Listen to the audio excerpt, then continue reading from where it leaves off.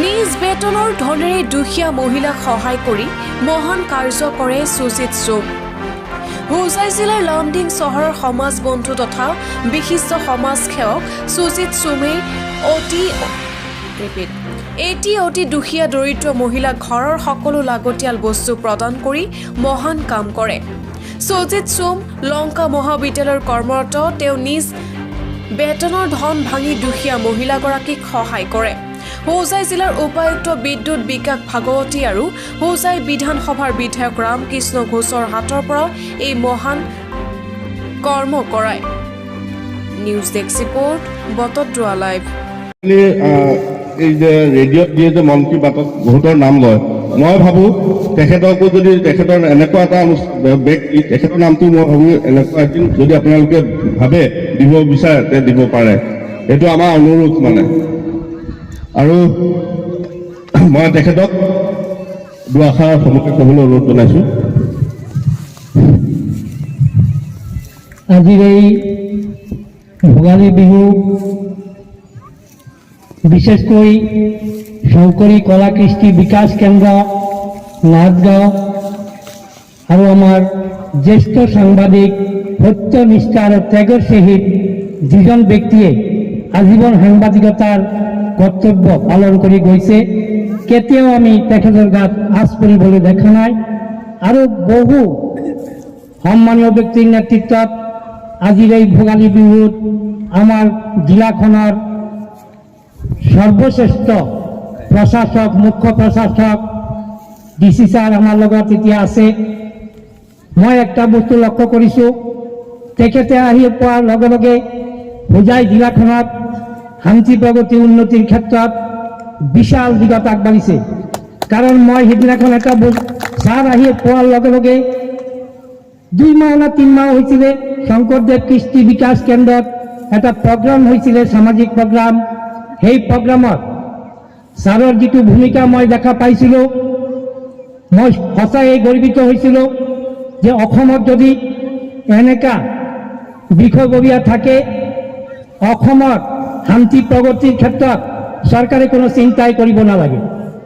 আৰু তেখেতৰ যিটো সমন্বয়, ভাল পোৱা, দক্ষতা আৰু বিচক্ষণতা অতি অলপ সময়ৰ ভিতৰতে আমি জানিবলৈ পাইছোঁ।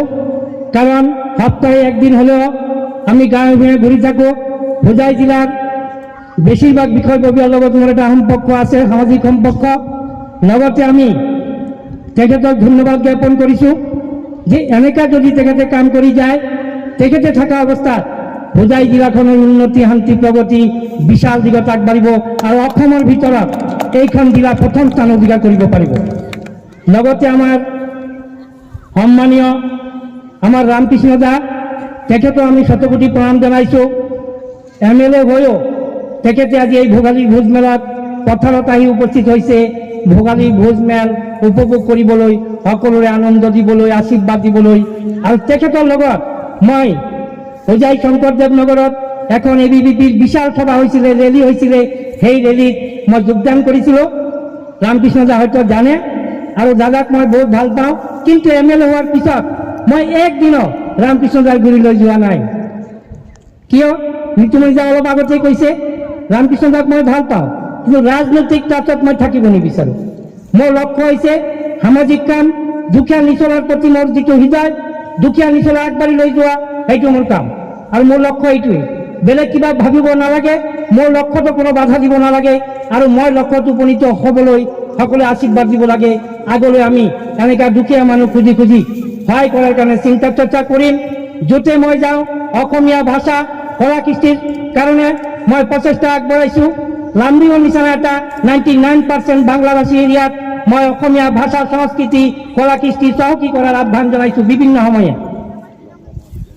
সেইকাৰণে আসাম সাহিত্য সভায়ো মোক এখন সম্বোধনা পত্ৰ ৰাজ্যিক কমিটিৰ তৰফৰ পৰা আগবঢ়াইছিল, আৰু এইখনত এইবিলাক কথা উল্লেখ আছিলে। আৰু মই সকলো সন্মানীয় ব্যক্তিক, অসম চৰকাৰৰ সকলো মাননীয় বিষয়া, লামডিং কলেজৰ অধ্যক্ষা ডক্টৰ অনুৰাধা চৌধুৰী মহোদয়ালৈও মোৰ নমস্কাৰ থাকিল।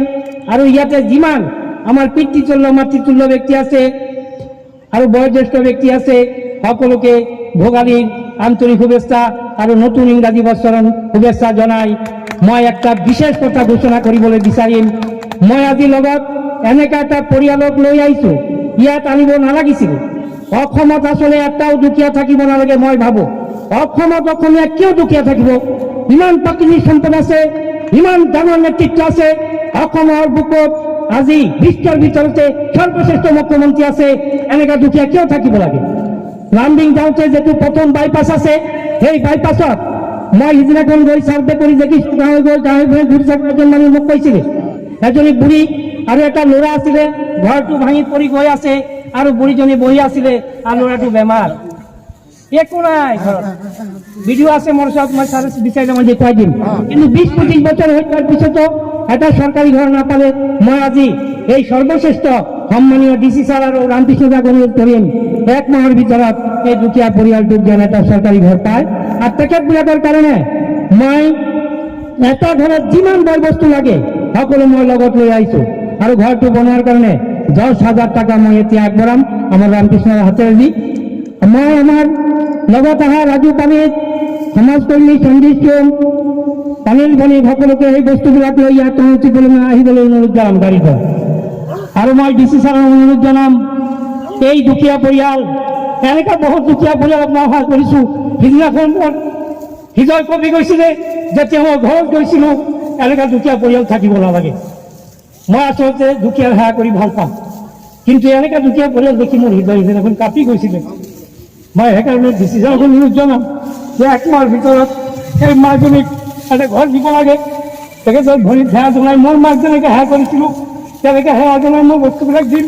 আৰু ডিচি ছাৰক মই অনুৰোধ জনাম, একটা চৰকাৰী ঘৰ 1 মাহৰ ভিতৰত তেখেতে পাব লাগে এইবুলি কৈ সকলো বস্তু লৈ অহাৰ কাৰণে মই অনুৰোধ জনাম।